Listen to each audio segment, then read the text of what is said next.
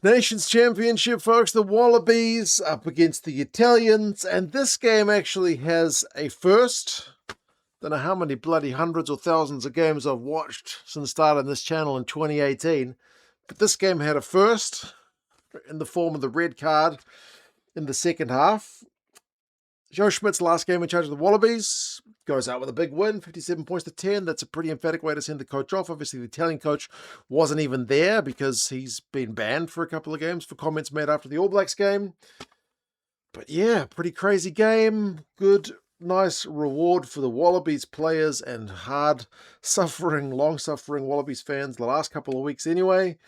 A shame for the Italians. They really got a bit of the short end of the stick in terms of the travel schedule and whatnot. They've not showed us their best rugby, which they had shown, bits and pieces of in the Six Nations. But yeah, we'll go through some of the key events and stats. And then I'm going to bed because it's, again, 12:30 at night. Midnight. And then get up in the morning and watch some more rugby. I say that first because there's a red card in the second half, which I've not written on the board, because it was to Riccione after he'd been substituted. He throws a punch at Miles Amosatero, the debutant, and he's not even on the field of Riccione, so he has to leave the field, but we still get 15 on 15. Of all the games I've done match reviews and previews and on, I don't think I've ever seen that before. A player who's not even on the field getting red carded for punching somebody. There you go.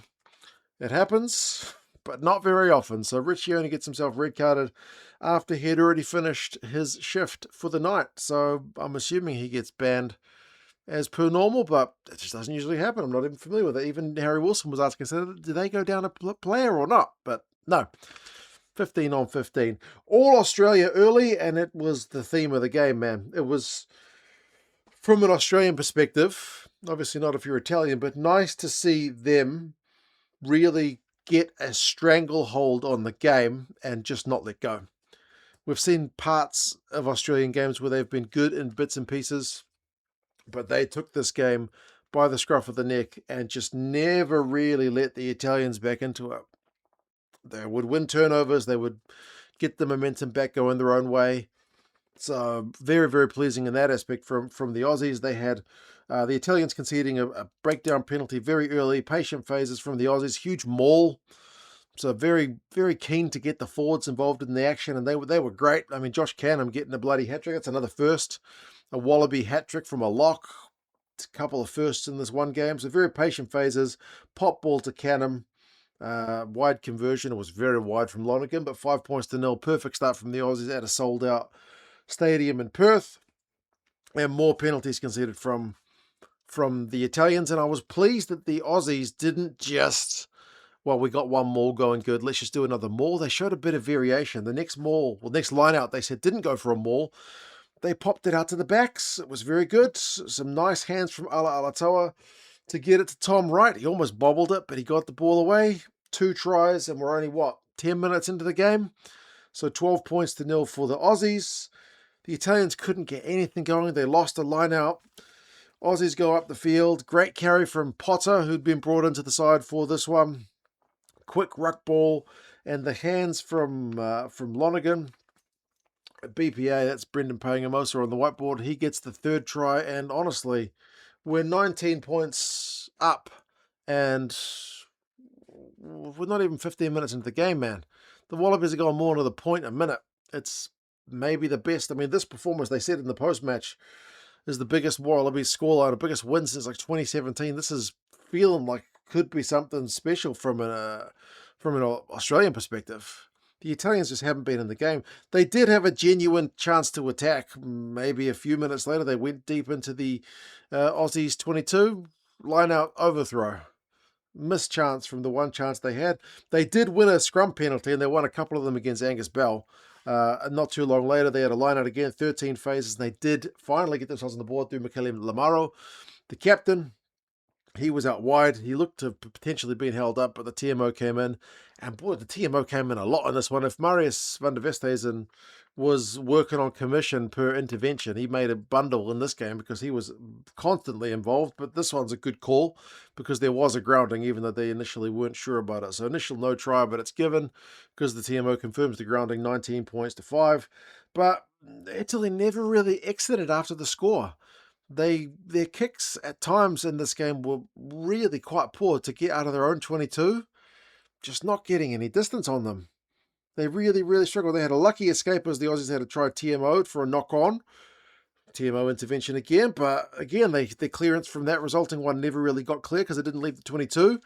Quick phases again, so we'll let you direct carry, and Canham gets his second one down the short side. So this try is bloody galore in this game. 24 points to 5. Territorial pressure, forward dominance. Angus Bell gets the next one. Half an hour on the board, and the Wallabies are already well into plus bonus point territory. And then 39 minutes, the Aussies from the line-out play, they got Ikitau finishing it up. It's a kind of a forwards try from him because he's involved into a bit of bloody everything. Lonergan had to try TMO'd a few minutes earlier, bobble and ball. It was a weird try, the Ikitau one, because there was several hands bobbling it, but honestly, if you're going to get your forwards winning physical contacts at close range, good things are going to happen and someone's going to finish a try. So 38 points to 5 at half-time. The stats are nuts. The run meters are 292 to 58 at half-time. 58 run meters. 58. I don't think that's the lowest I've ever seen. I think I've seen Wales do lower. But 58, not even 3 digits, man. Defenders beaten's 18-2. Clean breaks is 6-0. Possession 71-29. That is a dominant Wallabies first half shift. I mean, the bloody Italians are lucky to have 5 on the board, to be fair. It's as good as you've maybe seen this Wallabies team play under Joe Schmidt. How much of this is the Italians travelling? I don't know. But the Italians are a better team than that. Well, we've seen Ellis Park last year, man. We've seen the Wallabies, when they get going, they can really cut teams to bits. It's just been inconsistent for them. Perfect second half start for the Italians. They needed to do something at the start of the second half. Like Monty Ioane managed to score a nice try, winning aerial ball to start things off. Spin the ball wide. He goes through a gap. We get TMO intervention again to make sure that there's been no neck roll from one of the Italian guys in the build-up, but the TMO is sent packing by the ref. It's kind of an unnecessary intervention from Mario. So I don't know if he gets his commission if his call is rejected, but 38 points to 10. That's the final scoring for the Italians. Wallabies would get back to it. They still look dangerous. Jorgensen on the left wing. The forwards pressing close range. Ikitau loving to get his hands on the pill. He was a top ball carrier for the Aussies. He sometimes acts like an extra loose forward. Canham gets the hat-trick after paying Gamosid at a 5-metre tap. 45 points to 10. Tizano winning breakdown penalties. Suoli going close on the dinking kick through. Winning a free kick at scrum time. Everything's starting to go the Wallabies' way. If you're a Wallabies fan, you must not know what's going on, because you haven't had this. Not for this long. You might have had it for a half, but this is just continually going. They finally get a maul, try to bring up 50 through Pollard. Then we get the handbags not too long later. Amasatero, who remember punched one of his own guys in the preseason to the Waratahs season. He's got a bit of spice in him. Gets involved with some of the Italian guys. Riccione, the prop, has already gone off, so he's a reserve potentially if he has to come back on at this point. Throws a punch, gets red carded. Still 15 on 15, but it's pretty bonkers stuff. The Italians did push the Aussies for the kind of final 10. They had a try chalked off from a maul, because it was just bobbled at the end on the foot of Dalgunu. So knock on, chalked off, another TMO intervention. Next chance for the Italians. They had a penalty and they kicked it dead, so not a lot went right for the Italians in this game. And for the Aussies, I mean, they finish it off, icing on the cake. Donaldson, McCray had come off the bench, a big carry on the left, Valentini, a big carry.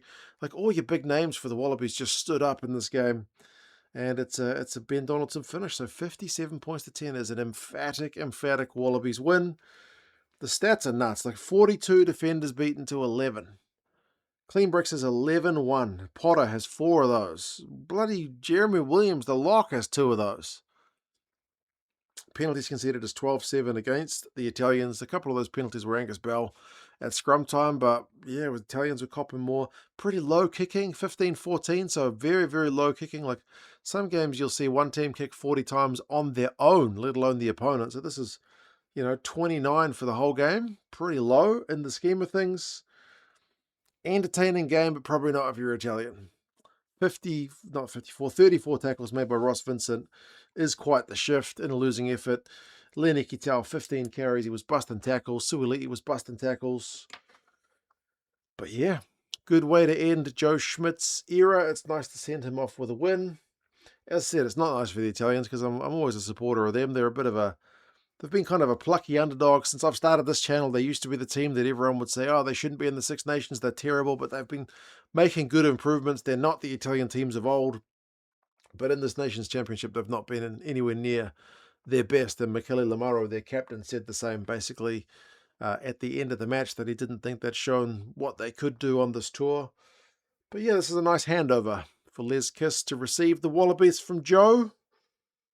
And we'll see where they can go for the rest of the 2026 season. You guys let us know your thoughts. I am off to bed because we're nearing 1 in the morning.